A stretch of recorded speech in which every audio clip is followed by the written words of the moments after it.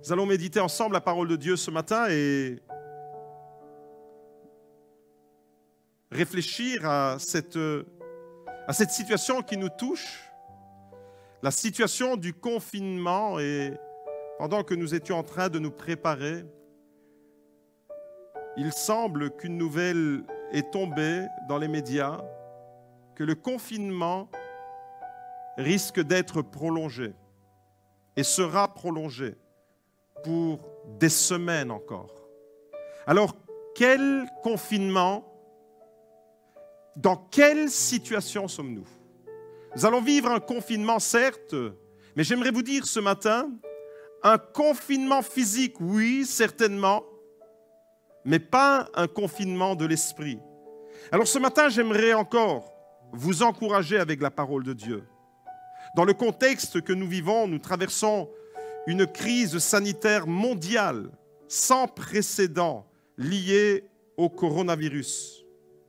La crise est réelle et le confinement est une nécessité. Le confinement, à tous ceux qui prennent les choses à la légère et qui semblent prendre les choses avec désinvolture, j'aimerais rappeler cette parole que nous trouvons dans le livre du prophète Ésaïe, qui est une parole de circonstance. Le confinement est non seulement biblique, mais il est nécessaire. Ésaïe 26, au verset 20, nous dit « Va, mon peuple, entre dans tes chambres et ferme tes portes derrière toi.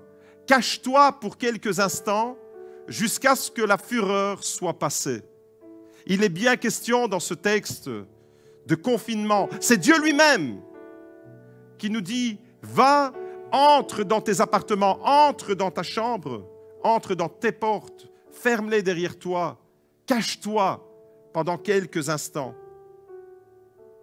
jusqu'à ce que la fureur soit passée. » Alors avant de méditer, avant d'aller plus loin dans la parole de Dieu, je voudrais remercier toutes les personnes qui sont sur le front et qui s'exposent au danger d'être contaminés. Je pense particulièrement à ceux qui travaillent et qui n'ont pas le choix et qui doivent forcément sortir de leur maison. Je pense à tous ceux qui fournissent les magasins, à tous ceux qui travaillent dans les magasins de première nécessité, les caissières qui sont exposées aux clients. Je pense au corps médical qui bataille dur, les infirmiers, infirmières, médecins, urgentistes, tous ceux qui travaillent et qui sont forcés de sortir de leur maison. Nous voulons prier pour vous, nous voulons prier pour eux. Et nous voulons prier également, avoir une pensée pour tous les malades, tous ceux qui, de près, sont touchés directement dans leur santé par ce virus. Ils sont nombreux, tous les jours, depuis quelques jours maintenant, tous les jours, la liste qui m'arrive augmente. Des personnes que nous connaissons, des personnes qui nous sont proches, des personnes d'autres communautés pour qui nous prions, des pasteurs, des églises qui sont touchées. Notre église elle-même est touchée par quelques personnes.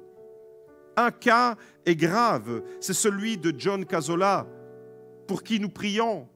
Des amis qui nous sont chers sont touchés et sont dans des situations gravissimes. Je prie et nous prions ensemble pour notre pays, pour la Belgique. Je prie et nous prions ensemble pour mon pays, l'Italie. Hier, nous étions arrivés aux chiffres redoutables qui glacent le sang. 4800 morts depuis le début de cette pandémie. Avant de méditer la parole de Dieu, je veux répéter les consignes. Restez à la maison. Comme le prophète Ésaïe nous invite à le faire. Entrez dans vos chambres, fermez les portes et restez quelques instants, le temps que Dieu voudra. Restons confinés. Je veux répéter les consignes. Restez confinés chez vous. Ne sortez pas inutilement. Respectez les règles d'hygiène. Lavez-vous les mains. Ne touchez personne. Portez un masque. Toussez dans votre coude. Les choses qu'on nous répète inlassablement et qui doivent devenir notre réalité quotidienne. Gardez vos distances. si vous êtes en contact avec l'une ou l'autre personne, même des proches de votre famille. Aujourd'hui, si vous aimez quelqu'un, vous devez vous éloigner de cette personne. Si vous l'aimez, vous devez vous en éloigner. Nous devons absolument respecter les règles qui nous sont communiquées régulièrement par les autorités compétentes et ne pas écouter n'importe qui et n'importe quoi, toutes ces théories du complot qui circulent sur Internet. Écoutez les personnes compétentes et surtout, écoutez la parole de Dieu. Et ce matin, nous sommes là pour ouvrir la Bible ensemble parce que c'est une parole qui est intemporelle, une parole qui vient nous rejoindre aujourd'hui encore dans ce que nous vivons. Alors ce matin, j'ai un message de la part de Dieu, un message d'encouragement, un message d'espoir. La Bible raconte, et nous allons réfléchir ensemble à partir de cette histoire que nous allons découvrir. La Bible raconte l'histoire d'un jeune garçon qui vivait lui aussi dans une période de confinement, une période de crise pour tout le pays. Nous découvrons cette histoire dans le livre des Juges, au chapitre 6. À partir du verset 2, il est écrit « La domination des Madianites fut puissante contre Israël. Pour échapper à Madian, les enfants d'Israël se retiraient dans les ravins des montagnes, dans les cavernes et sur les rochers fortifiés. » Ça ressemble à un confinement. Quand Israël avait semé, Madian montait avec Amalek et les fils de l'Orient et il marchait contre lui. Il campait en face de lui, détruisait les productions du pays jusque vers Gaza et ne laissait en Israël ni vivres, ni brebis, ni bœufs, ni ânes, car ils montaient avec leurs troupeaux et leurs tentes. Ils arrivaient comme une multitude de sauterelles. Ils étaient innombrables, eux et leurs chameaux, et ils venaient dans le pays pour le ravager. Ça ressemble étrangement à une crise sanitaire, une crise nationale. Au verset 6, Israël fut très malheureux à cause de Madian. Et les enfants d'Israël crièrent à l'Éternel. Lorsque les enfants d'Israël crièrent à l'Éternel au sujet de Madian, l'Éternel envoya un prophète aux enfants d'Israël. Au verset 11, nous poursuivons la lecture. Puis vint l'ange de l'Éternel, et il s'assit sous le térébinthe d'Ophra, qui appartient à Joas de la famille d'Abiézer. Gédéon, son fils, battait du froment au pressoir pour le mettre à l'abri. Ça ressemble vraiment à du confinement, tout ça. Gédéon battait du froment au pressoir pour le mettre à l'abri de Madian. L'ange de l'Éternel lui apparut et lui dit « L'Éternel est avec toi, vaillant héros. » Et Gédéon lui dit « Ah, mon Seigneur, si l'Éternel est avec nous, pourquoi toutes ces choses nous sont-elles arrivées? Pourquoi aujourd'hui le coronavirus touche aussi des enfants de Dieu, des serviteurs de Dieu, des églises? Et où sont tous ces prodiges que nos pères nous racontent quand ils disent « L'Éternel ne nous a-t-il pas fait monter hors d'Égypte? Maintenant l'Éternel nous abandonne et il nous livre entre les mains de Madian. » Voilà le sentiment amer qu'avait Gédéon dans cette situation de crise. L'Éternel se tourna vers lui et lui dit « Va avec cette force que tu as et délivre Israël de la main de Madian. N'est-ce pas moi qui t'envoie ?» Gédéon lui dit « Ah, mon Seigneur, avec quoi délivrerai-je Israël? Voici, ma famille est la plus pauvre en Manassé et je suis le plus petit dans la maison de mon père. » L'Éternel lui dit « Mais je serai avec toi et tu battras Madian comme un seul homme. Et je vous invite à dire Amen, Amen, Amen dans vos maisons. » Voilà le combat et la victoire qui est assurée. Vous avez remarqué le contexte de cette histoire? Le contexte de cette histoire nous parle premièrement d'une crise nationale qui frappe Israël. Et aujourd'hui, le contexte, il n'est pas national. Le contexte, il est mondial. C'est une crise internationale. Deuxièmement, le contexte nous parle d'un pays qui est ravagé. Et lorsque nous regardons les hôpitaux aujourd'hui, et principalement en Italie, nous voyons combien ce ne sont plus les Madianites qui font des ravages, mais un virus qui n'est même pas visible à l'œil nu. Le contexte nous parle également dans cette histoire de la peur qui s'est emparée de la nation tout entière. Les Israélites fouillaient, se cachaient dans les ravins, dans les montagnes, un peu comme nous aujourd'hui, nous sommes cachés dans nos maisons. L'angoisse en Israël à l'époque de Gédéon se répand dans les cœurs de chacun. Oui, on peut dire qu'à l'époque de Gédéon, le pays est d'une certaine façon confiné. Et c'est dans ce contexte-là que Dieu va lever un homme qui va faire la différence. Dans un contexte de crise, dans un contexte de peur, dans un contexte d'angoisse. Dans ce contexte-là, Dieu va lever un homme, Gédéon, qui va faire la différence. Dans le contexte qui est le nôtre, lié à la crise du coronavirus, une crise sanitaire sans précédent, j'aimerais vous dire que Dieu va lever, Dieu veut lever, et Dieu va le faire. Dieu veut lever une nouvelle Église qui fera la différence. Dans un monde angoissé et apeuré, un peu à l'instar des Israélites à l'époque de Gédéon, le monde actuel a besoin d'une Église forte et courageuse. Oui, Gédéon va faire la différence dans sa génération. Et nous voulons faire, nous aussi, dans notre génération, la différence. Parce que Dieu veut lever une Église dans cette période de crise. Dieu veut lever une Église qui est encore plus forte, encore plus mobilisée dans la prière, encore plus mobilisée à l'écoute de ce que Dieu dit, être à l'écoute de la voix prophétique et savoir discerner les temps et les moments, les circonstances que nous sommes en train de vivre. Alors mon message ce matin, eh bien, il sera réparti en 4 points. J'aimerais tout d'abord aborder avec vous à partir de ce texte du livre des Juges le point de départ de cette histoire. C'est une crise, et une crise pour nous qui est une crise sanitaire mondiale. Deuxième point que nous allons aborder ensemble, c'est l'attitude sociale de Gédéon. Troisième point, nous allons aborder l'attitude spirituelle de Gédéon et nous allons terminer avec le regard et la mission que Dieu pose sur Gédéon. Alors, commençons par le premier point. Crise sanitaire nationale, internationale, crise sanitaire internationale.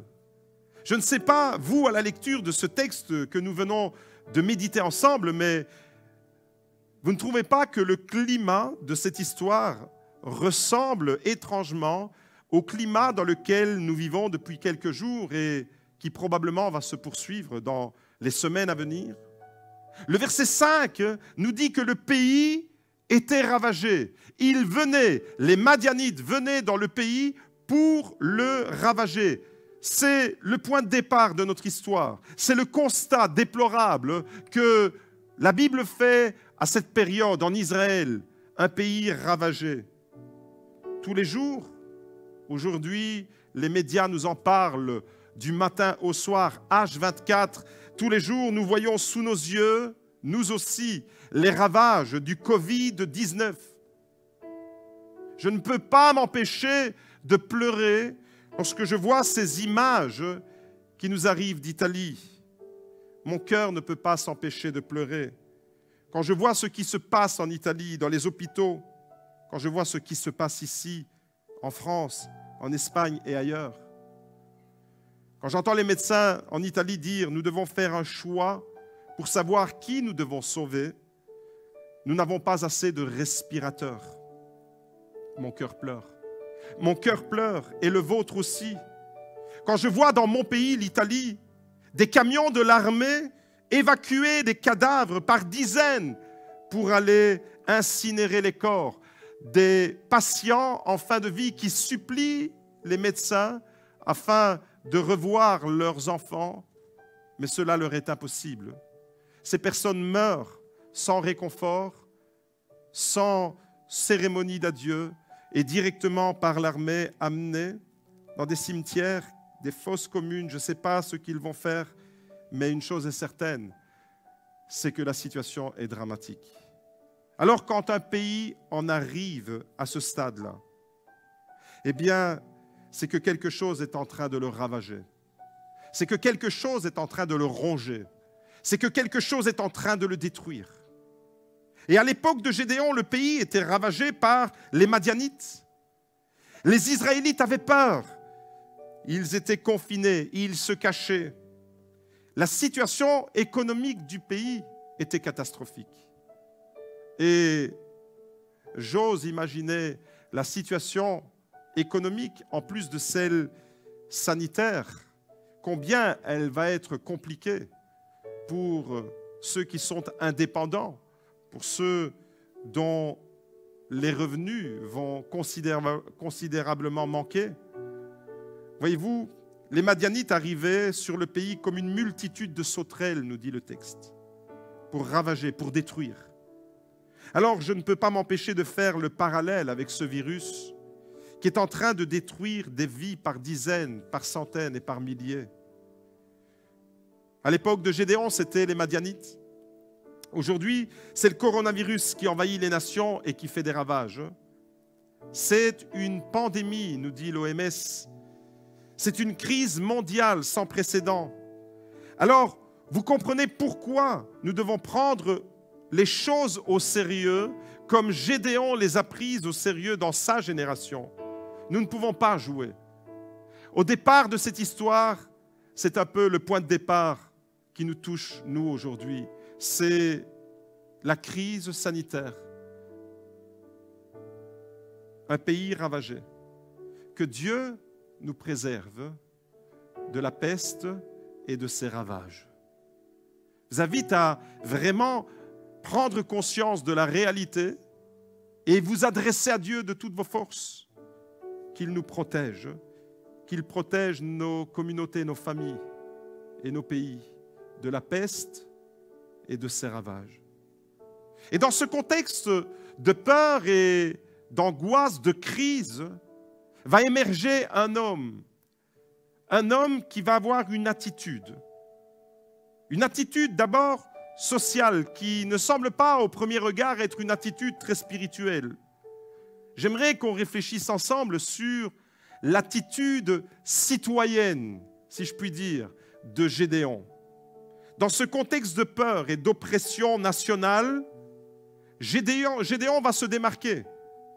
Il va avoir une attitude exemplaire avant même d'entendre l'appel de Dieu, avant que Dieu ne l'interpelle personnellement en lui confiant une mission. Gédéon est déjà mobilisé. Gédéon est déjà préoccupé par la situation. J'appelle ça l'attitude sociale humanitaire exemplaire de Gédéon. La Bible dit que Gédéon était occupé à battre le froment et à le mettre à l'abri des Madianites. En réalité, qu'est-ce que ça veut dire? Eh bien, ça veut dire que Gédéon était occupé à faire du bien aux autres, tout simplement. Sans compter. Il était là, nous dit le verset 11, il était là en train de battre le froment au pressoir pour le mettre à l'abri de Madian. Une attitude exemplaire. Vendredi, j'étais à la maison et quelqu'un est venu frapper à la porte. Une dame est venue, une dame qui connaît la situation dans laquelle nous sommes, visiblement, qui sait ce que nous vivons avec Gianni, notre fils.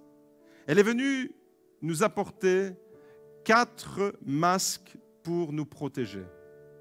Voilà une personne qui a une attitude à l'instar de celle de Gédéon, qui va au-devant des besoins. Remarquez que dans le livre des Juges, souvent, il y a ce refrain qui revient, comme une litanie. Israël fit ce qui était mal aux yeux de l'Éternel. Et Israël va connaître des crises profondes parce qu'il se détourne de Dieu.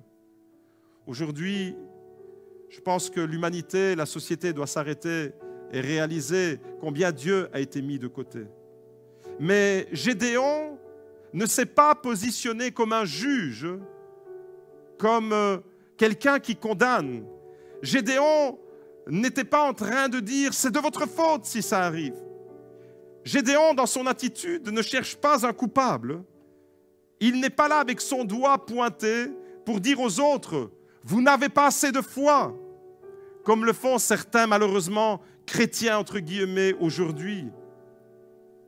Avant-hier, je visionnais une vidéo qui m'est parvenue des États-Unis, d'une église aux États-Unis, une vidéo d'un pasteur et de toute la communauté qui célébrait, qui refusait de fermer ses portes en se moquant des églises qui sont obligées de le faire pour se protéger de la pandémie.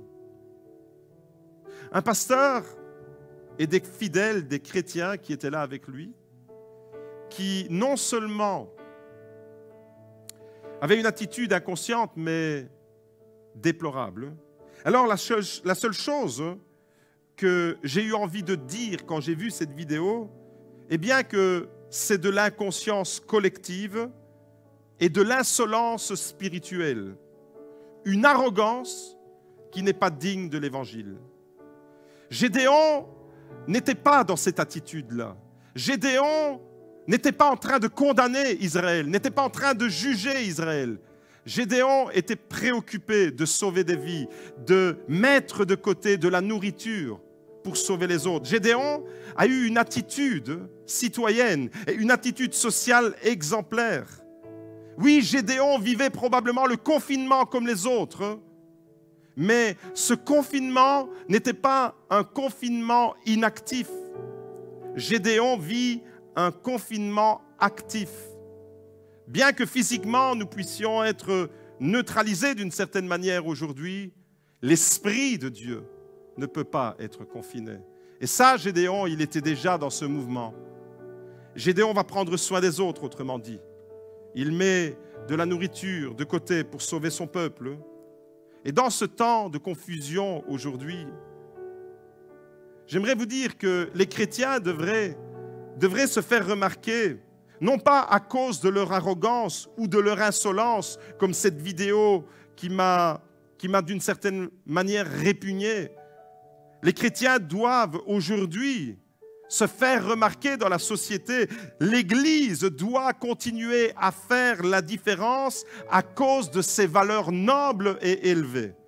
L'Église doit faire la différence à cause de son humanité, à cause de son attitude de prière et de ne jamais céder à la panique. Parce que l'Église est portée par une parole qui n'est pas humaine. Cette parole de Dieu qui nous dit en toutes circonstances, tiens bon, crois fermement que je ne t'abandonnerai pas. Dieu s'est manifesté. Dieu s'est manifesté dans la vie d'un homme qui était déjà en mouvement pour le bien des autres. Gédéon n'a pas entendu d'entendre un appel particulier. Gédéon n'a pas entendu d'avoir une voix mystique qui lui retentisse quelque part dans sa chambre pour lui dire de mettre du froment et de mettre des réserves de côté à la protection des Madianites. Gédéon a du bon sens. Et je crois qu'aujourd'hui, l'Église doit fonctionner aussi avec du bon sens. Le besoin va mettre Gédéon en mouvement. Et je crois qu'aujourd'hui, eh bien, en tant qu'Église, bien que privée de rassemblement, l'Église peut aujourd'hui se mettre en mouvement autrement qu'à notre habitude, à l'instar de Gédéon, avec bon sens, en étant conscient des besoins autour de nous, en encourageant ceux et celles qui sont touchés, ceux et celles qui sont dans le besoin. Comme Gédéon, une attitude exemplaire. Gédéon a fait la différence dans sa génération. L'Église de Jésus-Christ doit faire la différence dans cette génération. Et j'en arrive alors à mon troisième point. C'est l'attitude spirituelle de Gédéon. Ici, j'aimerais dire deux choses importantes. La première, c'est que Gédéon, malgré ce qu'il faisait, ne s'est pas pris pour un Superman. Lui aussi avait des craintes. Il va confesser à Dieu sa fragilité, sa vulnérabilité. Il va confesser à Dieu sa petitesse. Sa force n'est pas en lui, autrement dit. J'entendais un médecin qui disait Cessez de nous dire que nous sommes des super-héros. Nous faisons simplement notre travail et c'est dans ces situations-là que notre vocation prend son sens plein. Gédéon n'avait pas le sentiment d'être un surhomme. Il n'avait pas la sensation d'être un Superman de la foi. Ça, c'est la première chose que j'aimerais dire. Comme attitude spirituelle, Gédéon était dans une attitude d'humilité totale. Je suis le plus petit de ma famille et ma famille est la plus petite de toutes les tribus en Israël. Manassé, la moindre des tribus d'Israël. Voilà quel était le discours initial lorsque Dieu est venu frapper à la porte de son cœur. Gédéon ne se prend pas pour un Superman, mais Gédéon sait que Dieu est capable de grandes choses. Il sait que Dieu a agi dans le passé. Il sait que Dieu a sauvé Israël en les faisant sortir d'Égypte de façon miraculeuse. On lui a raconté et il a entendu ces histoires, comme vous avez entendu toutes ces histoires, tous ces témoignages, non seulement de la Bible, mais également des témoignages de délivrance, des témoignages d'actes libérateurs de la part de Dieu. Gédéon le savait et il demande à Dieu qu'il agisse de la même manière dans sa génération. Sa force, il va la recevoir de Dieu, autrement dit. Il ne met pas sa confiance en lui-même. Ah Seigneur, où sont tous ces prodiges que nos pères nous racontent? Au verset 13. Alors ce matin, je veux vous encourager à dire, à l'instar de Gédéon, de le dire avec moi, Seigneur, manifeste tes prodiges dans notre génération. Cette génération, aujourd'hui confinée dans ses maisons, cette génération a besoin de voir les prodiges et les actes glorieux de notre Dieu. Alors c'est vrai que, au premier regard, cette phrase dans la bouche de Gédéon sonne un peu comme un reproche qu'il fait à Dieu. Où sont les miracles? Où sont les miracles quand on est dans une crise sanitaire comme celle-ci? Au premier regard, on peut penser que Gédéon était en train de faire un reproche à Dieu. Mais à regarder de plus près cette phrase, en réalité, elle révèle que Gédéon croit et s'attend au miracle de Dieu. Il croit, il sait que Dieu est encore capable de le faire. Et c'est un cri de son cœur en disant, Seigneur, où sont tous ces prodiges qu'on nous a racontés? Nous aussi, dans notre génération, nous voulons les voir. Et aujourd'hui, j'invite l'Église à avoir cette attitude de prière, de foi et de conviction que Dieu n'a pas fini de nous surprendre. Dans des situations de détresse, il peut manifester sa gloire. L'attitude de Gédéon, elle est à la fois sociale, humanitaire et spirituelle. Et c'est dans ce contexte-là, dans un contexte de crise, avec un homme qui se démarque, que le regard de Dieu et la mission de Dieu va se manifester dans la vie de Gédéon. Dieu jette ses yeux sur un gars qui ne se prend pas pour Superman, mais qui est mobilisé pour le bien des autres. Le regard de Dieu se pose sur cet homme. Que le regard de Dieu ce matin se pose sur chacun d'entre nous. Que le regard de Dieu se pose sur son Église qui est confinée. Au verset 12, l'ange de l'Éternel lui apparut et lui dit, « L'Éternel est avec toi, vaillant héros. » Le verset 12 parle du regard que Dieu pose sur Gédéon. L'Éternel est avec toi, vaillant héros. Le texte va apparaître à l'écran. Vaillant héros. Dans le texte original, vaillant héros, c'est Gibor et Chaïl. Gibor et Chaïl.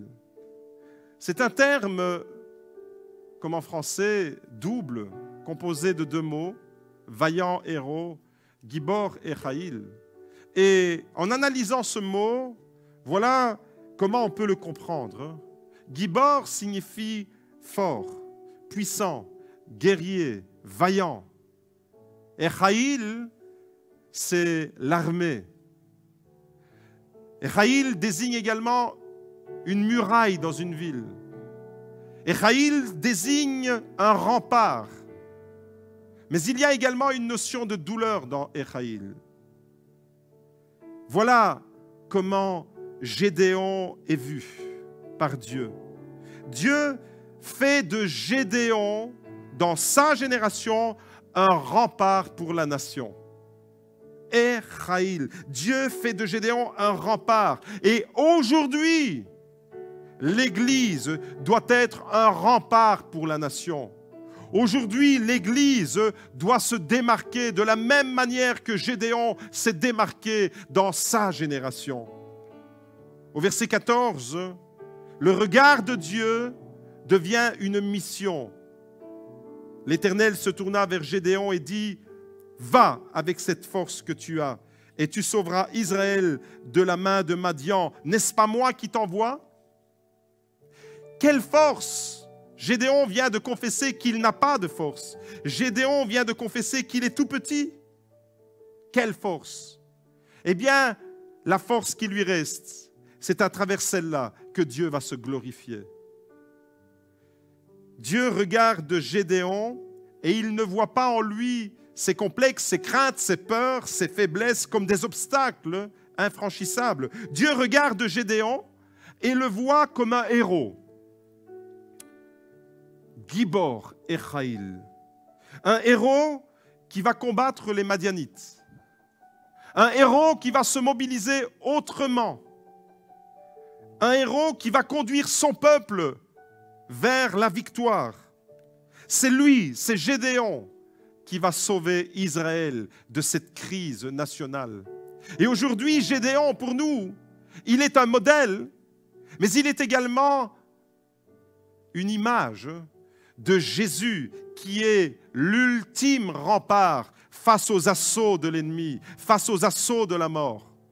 Et si Gédéon a sauvé Israël d'une crise, le seul aujourd'hui qui peut véritablement sauver l'humanité porte un autre nom. C'est le nom de Jésus-Christ de Nazareth, le Fils de Dieu. C'est lui le Sauveur, c'est lui l'unique qui peut véritablement sauver l'humanité de sa détresse, de son péché et de la mort éternelle. Gédéon va faire la différence dans sa génération et l'Église doit faire la différence dans cette génération. Une Église constituée de Gédéons qui se lèvent, une Église constituée de Gédéons qui ne se prennent pas pour des superman, mais qui font tout simplement ce qui est normal de faire, avec bon sens, avec foi, avec conviction, par amour tout simplement pour notre prochain. Selon la Bible, un héros, c'est quelqu'un d'ordinaire dans la vie duquel Dieu va faire quelque chose d'extraordinaire. Oui, un héros, c'est un rempart pour la nation. Et je crois que l'Église aujourd'hui doit porter plus que jamais l'ADN du véritable héros. Notre Dieu est celui qui peut véritablement faire la différence. Et l'Église aujourd'hui porte l'ADN de ce Dieu. Un héros qui est un rempart pour les nations. C'est vrai qu'il y a les héros des séries américaines. Ce sont les faux héros. Mais à côté de ça, il y a les vrais. Même s'ils n'aiment pas qu'on les désigne en tant que tels, en ce moment précis de crise sanitaire mondiale,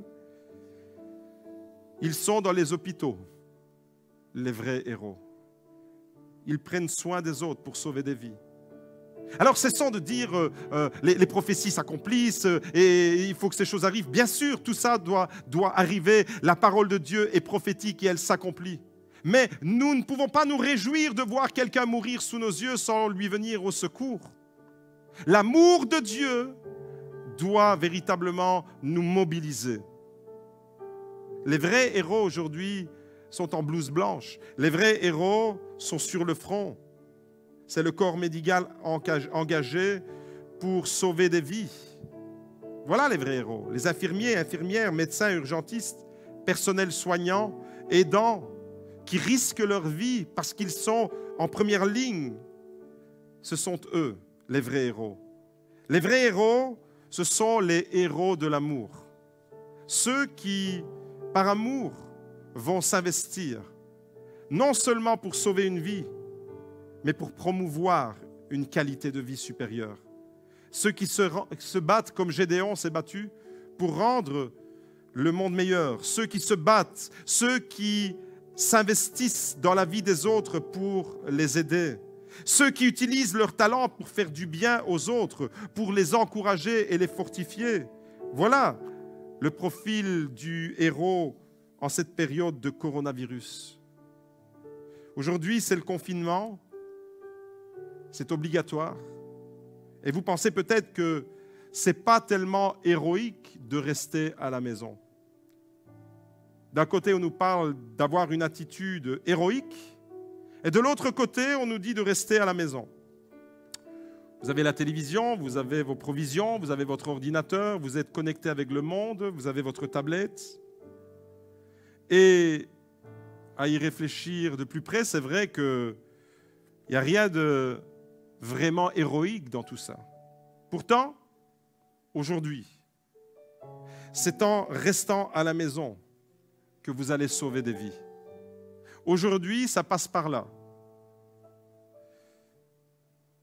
Hier, il y a une personne qui m'a téléphoné et qui m'a dit « On s'ennuie pendant cette période de confinement. » Alors, je leur ai dit « Jouez tout simplement à cache-cache, vous êtes plusieurs dans la maison, vous pouvez passer votre temps. » Ça, c'était pour la note humoristique. La personne se reconnaîtra. Mais plus tragiquement et plus sérieusement, j'entendais également le témoignage de Gino Rousseau, le papa de Mélissa, qui disait « Cessez de vous plaindre à cause d'un confinement de quelques jours, de quelques semaines. » Pensez à Julie et Mélissa qui ont été confinées dans un trou, dans le noir, sans nourriture, sans boire, sans manger, en subissant des sévices. Alors, cessons de nous plaindre, parce que nous sommes encore dans une situation confortable. Tournons nos yeux vers Dieu, qui est le seul qui peut véritablement nous sauver. Faisons confiance qu'il est le Dieu qui va conduire notre histoire. Et avec Gédéon, l'histoire ne s'est pas arrêtée avec la crise. Il y a toujours une issue heureuse avec Dieu. L'histoire ne s'est pas arrêtée avec la crise madianite en Israël. L'histoire d'Israël ne s'est pas arrêtée sur un constat d'un pays ravagé. Écoutez attentivement et activez maintenant dans votre cœur la foi. Notre histoire, chers amis, notre histoire, celle d'aujourd'hui, ne s'arrêtera pas avec la crise du coronavirus. Comme Dieu le lui avait dit, Gédéon a vaincu les Madianites. Il y a un après dans son histoire. Il y a une suite, il y a une victoire. La mort n'aura pas le dernier mot. La peur ne peut pas tétaniser le peuple de Dieu. Et pour nous aussi, il y aura un après. On va traverser cette crise. Parce que Jésus nous dit, quand ces choses arriveront, ce n'est pas encore la fin. Levez votre tête, car votre délivrance est proche. Oui, cette crise, on va la traverser. On va s'en sortir. Et on va s'en sortir plus fort et avec beaucoup plus d'humilité. Je crois que l'Église qui va sortir de cette crise ne sera plus la même Église. Et je ne parle pas de notre Église ici, du GLC Beaudour. Je parle de l'Église de Jésus-Christ sur la face du monde. L'Église qui va sortir de cette crise, l'Église qui va émerger, c'est l'Église qui fera la différence. Une Église qui va être plus forte. Une Église qui va être plus près du cœur de Dieu. Une Église qui va savoir mettre les priorités là où elles doivent être placées. Une Église beaucoup plus humble.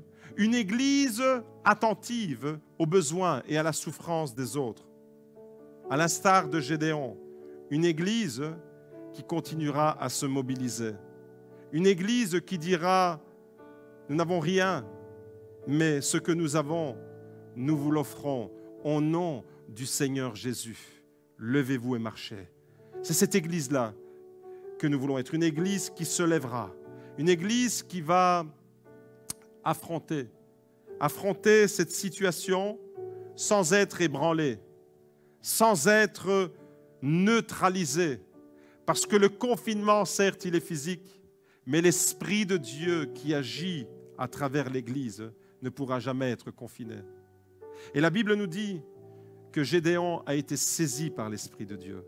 Alors ce matin, nous voulons que cet Esprit puisse véritablement nous être communiqué, que l'esprit de force, esprit de courage, esprit de persévérance, que l'esprit de foi puisse véritablement être transmis à chacun en particulier, afin que, comme Gédéon, nous puissions nous démarquer. Ce matin, je vous invite à tourner les yeux vers ce Dieu-là. Le Dieu qui, au milieu de la crise, vient se révéler. Au milieu de la crise, il vient poser son regard. Au milieu de la crise, il vient faire naître une vocation. Et si l'Église aujourd'hui, dans les conditions qui sont les nôtres, se découvrait une autre vocation, que Dieu puisse véritablement nous conduire. Et je vous invite à terminer ce moment de célébration en le chantant. Oui, Seigneur, je te donne mon cœur, il ne m'appartient plus, il t'appartient à toi, Jésus. Que Dieu vous bénisse. Seigneur, dans le nom puissant de Jésus, nous te prions afin que l'Église soit imprégnée de cet ADN. L'ADN de celui qui est le Dieu victorieux. Tu as fait de nous des plus que vainqueurs. Nous ne sommes pas dans la défaite, nous sommes déjà dans ta victoire. Merci Seigneur, parce que si Gédéon a pu sauver Israël d'une crise nationale, celui qui sauve l'humanité de la véritable crise qui est liée au péché et à la mort, c'est toi Jésus. Alors ce matin, tous ensemble, nous qui sommes là et tous nos frères et sœurs qui sont en communion dans l'esprit avec nous, depuis leur maison, nous voulons te dire, Seigneur, je te donne mon cœur, il ne m'appartient plus. Amen.